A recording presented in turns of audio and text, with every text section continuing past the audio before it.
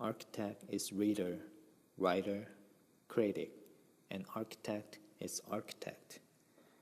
The position of this profession forces us to evaluate the works of ourselves and others.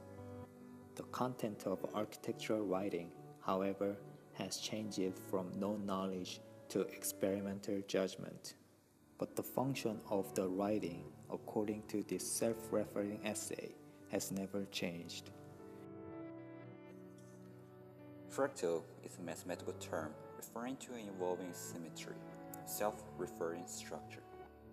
Such a piece had to be written not from a position of experience and authority, exactly, and these were two things this Jesuit priest had little of where buildings were concerned, but rather as a heartfelt missive from an author who wanted to expand the question of architectural opinion beyond the confines of what was generally agreed to be knowledge of the preceding centuries.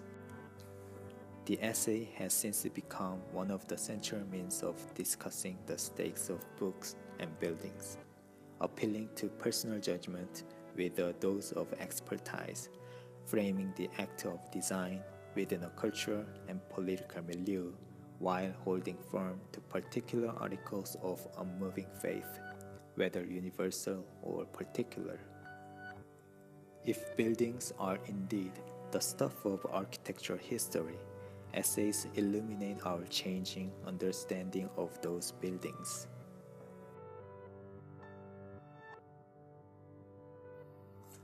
The engraving on a primitive haunt is a painting that describes a possible origin of the first architecture. Despite being over-chaotic and lacking of evidence, the illustration nevertheless delivered a good story, a story that kept the interest from not only the professional architects, but also the normal audience. These are not manifestos, nor are they histories, nor are they descriptions of projects, but all essays are necessarily partial, and this one will turn instead to a moment when the political potential of the essay form gained a newfound importance, as industrialization and social change were effecting radical transformations on the modern metropolis. In the tall office building artistically considered, Louis carefully explained the design strategy for the skyscrapers as a new typology. He talked about using less ornament and breaking away from the historical style for the architects at the time. But more interestingly, he turns his pen toward advocating efficiency and clear logic for eyes. The essay is not only a response to architectural design, but also a manifesto to respond to the social movement that is happening in the early 20th century. The change of audience type indicates a political shift and attitude in writing. The political charge of the essay is exercised against the rigidity of thought itself, under the premise that changing reality starts with changing how we think about the real. By trespassing the orthodoxy of thought, Adorno continues, something becomes visible in the object which it is orthodoxy's secret purpose to keep invisible.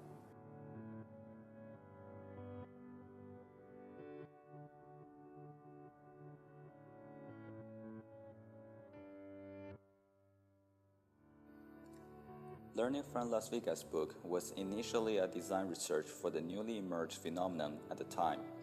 With a large deployment of electrical signage and the development of automobile infrastructure, Las Vegas shaped itself into a collection of decorated sheds.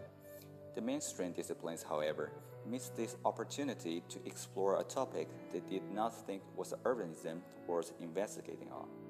This rigid thought of classification of urbanism is well challenged by this book.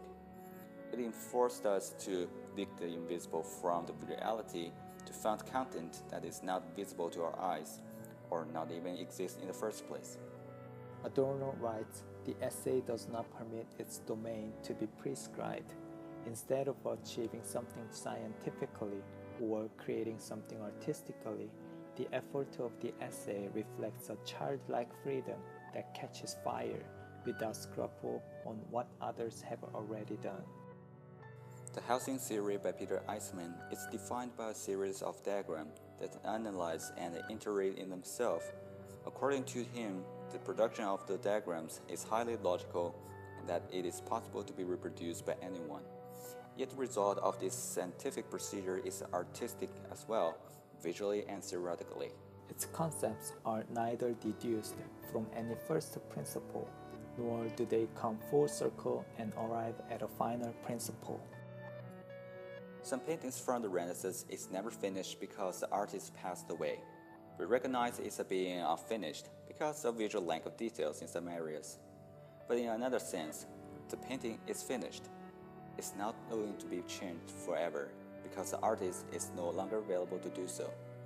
It has come to its physical final stage, but the idea of a painting continues. Very similarly, an essay has to come to a final page. The writing of a sentence will have a physical ending, but the concept of the writing from the author will continue into readers without being finished at all. Like any essay, this project is an attempt, one that opens a question without certainty as to where it leads, and whose success will be determined by the dialogue that takes place. Yes, It's More is an interesting title for an architectural book for two reasons. The first being it is a joke of the historical motto lines such as less is more and more is more. The second being it is a statement from the firm that allowed itself to try new ideas without being afraid of the outcomes. Colin Rowe laid out a project from 16th century by Palladio next to a project from 20th century from Le Corbusier to make a point on how both projects have used mathematical load and ratio extensively in making of a plan and elevation. The usage of citation in IC is a very powerful weapon. The author have the capability to compare two projects together that is geologically and chronologically distant to make an observation. When finished, the book itself is something treated as a design project the same way with the architecture in its content. The layout design is the floor plan of the book. The cover page is the elevation of the book. The material of the paper media is the texture of the design. The outline of a building is redrawn to include the economies of material extraction and the vast amounts of energy embodied and operational that give it physical form and allow it to be occupied in comfort. The book SMLXL is collaborated result from OMA and Bruce-Mel. It categorizes the scale of projects not only from the literal size of the architecture, it also takes into consideration that the economical and ecological impact of the project is often larger than its own scale. Within today's cultural milieu, the utopian world picture of something like a Lysiskis about 2 squares has long since been replaced by the techno-scientific world picture of the blue marble, taken by the astronauts of Apollo 17. In Operating Manual for Spaceship Earth, Fuller described the Earth not as a planet in the solar system, but as a lonely spaceship running in the emptiness with no external resource.